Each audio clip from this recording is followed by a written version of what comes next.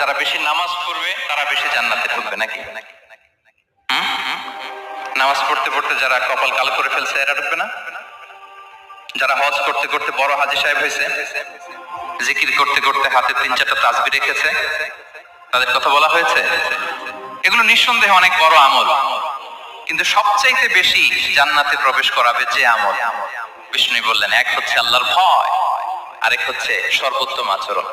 প্রিয় ভাইরা, ইসলামের মেজাজটাকে চিনে নেন, ইসলামের এসেন্সটাকে বুঝে নেন। আমরা ভালো আচরণকে গুরুত্ব দিতে চাই না।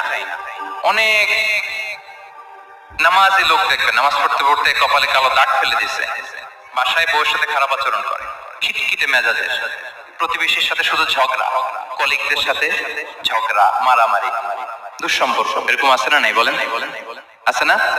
কিন্তু নামাজি, অনেক বড় হাজী, একদিনও কোরআন তেলাওয়াত মিস হয় না, তো এত ইবাদত করেও সে ইসলামের আসল এসেন্সটাকে ধরতে পারে না।